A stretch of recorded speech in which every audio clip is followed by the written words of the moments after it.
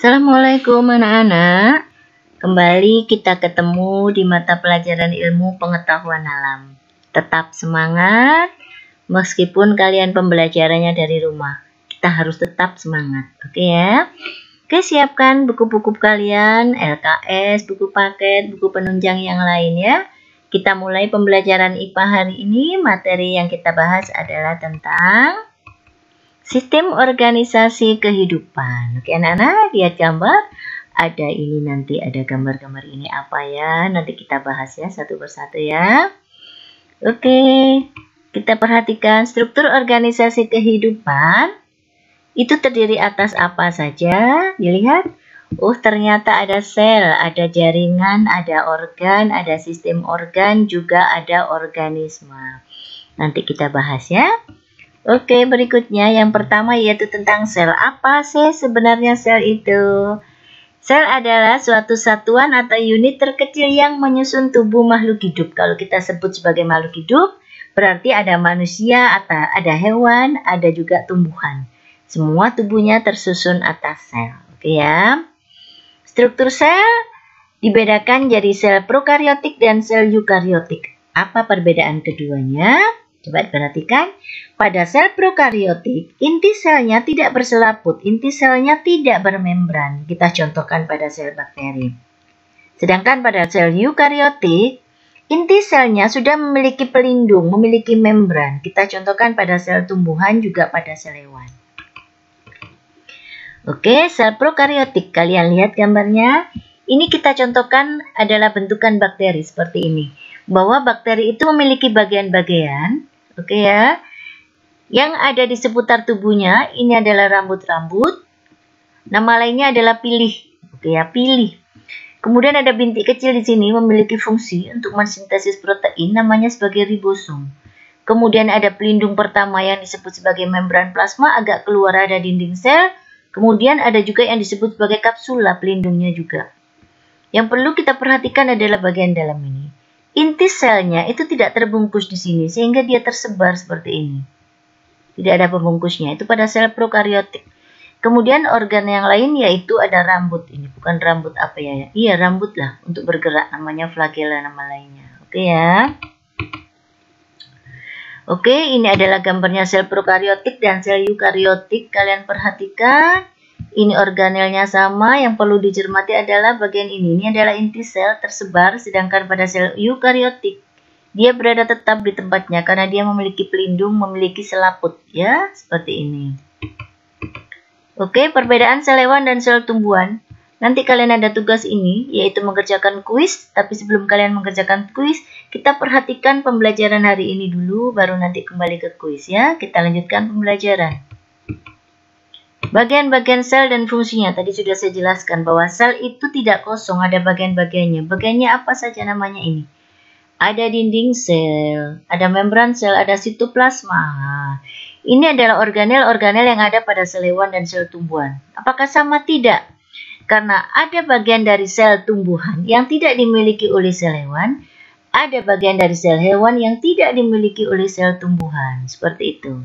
Ini adalah fungsi-fungsinya, nanti kita pelajari lebih lanjut ya.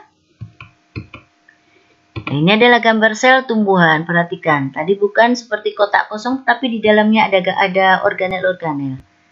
Dilihat, ini ada bentukan terbesar di dalam sel tumbuhan ya.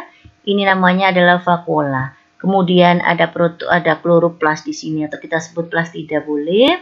Kemudian ada mitokondria, ada aparatus Golgi, ada sitoplasma cairan selnya, ada dinding selnya, ada membran plasmanya, ada retikulum endoplasma, terakhir adalah ada nukleus di sini, ada inti selnya ya. Sel hewan. Kalau kita membicarakan sel hewan, maka kita membicarakan juga sel manusia. Kenapa? Karena strukturnya sama. Jadi ini bentuk putihnya, ini adalah kalau dikasih warna seperti ini, ada organel-organel di dalamnya ya. Oke. Perbedaan sel hewan dengan sel tumbuhan. Nah, untuk menjawab kuis yang tadi, kalian perhatikan ini. Nanti cermati ini gambar ini ya. Mana yang ada pada sel hewan, mana yang tidak ada pada sel hewan. Mana yang ada pada sel tumbuhan, yang tidak ada pada sel hewan. Oke anak-anak? Contoh sel, coba diperhatikan. Contoh sel yang disebut sel ya. Ini ada sel darah. Kemudian ada sel otot. Kemudian ada sel stomata, ini pada tumbuhan. Ada sel saraf, ada diatom, ada paramecium. Ini adalah kelompok hewan bersel 1 ya. Jaringan. Lanjut. Apa sih sebenarnya jaringan? Jaringan adalah sekumpulan sel-sel yang memiliki bentuk dan fungsi yang sama. Jadi, jika ada sel-sel berkumpul dan bentuknya sama, dia akan berkumpul membentuk jaringan ini. Oke, ini adalah macam-macam jaringan. Nanti kita bahas satu persatu, oke? Macam-macam jaringan pada hewan. Apa saja? Ada jaringan epitel, ada jaringan otot, ada jaringan penyokong yang di dalamnya ada jaringan ikat, jaringan darah, jaringan tulang, oke? Kemudian terakhir adalah jaringan syaraf. Jaringan epitel dulu. Apa fungsinya? Fungsinya adalah melindungi jaringan lain yang ada di bawahnya. Jadi dia sebagai pelindung jaringan yang ada di letaknya di bawahnya. Ini gambarnya. Oke, berikutnya yaitu jaringan otot. Apa fungsinya? Otot sebagai alat gerak aktif. Ya, sebagai alat gerak kita aktif. Gambarnya seperti ini. Ada sel otot polos, otot lurik, dan otot jantung. Oke. Berikutnya yaitu jaringan penyokong. Kita contohkan ada jaringan darah, ini gambarnya. Ya. Ada sel darah merah, sel darah putih, ada keping-keping darah di dalamnya. Kemudian ada jaringan tulang, ini gambarnya. Oke anak-anak, kita lanjutkan. Yaitu jaringan pada tumbuhan. Kita perhatikan jaringan pada tumbuhan. Ini adalah jaringan pada akar, ini adalah jaringan pada batang, dan ini adalah jaringan pada tumbuhan. Perhatikan macam-macam jaringannya ya, ada yang sama, ada yang berbeda. Yang perlu kalian cermati adalah fungsi masing-masing jaringan. Lihat, ini ada namanya epidermis, di sini juga ada epidermis, di sini juga ada epidermis. Kalau pada hewan ada epitel, fungsinya melindungi jaringan lain yang ada di letaknya sebelah dalam. Maka pada tumbuhan itu jaringan ini yang fungsinya sama dengan jaringan epitel pada hewan.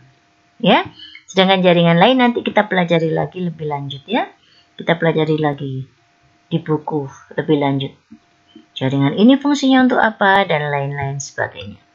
Oke anak-anak, pembelajaran hari ini kita akhiri sampai di sini. Kita ketemu lagi pembelajaran berikutnya. Tetap semangat, jangan lupa nanti kuisnya dikerjakan ya. Assalamualaikum warahmatullahi wabarakatuh.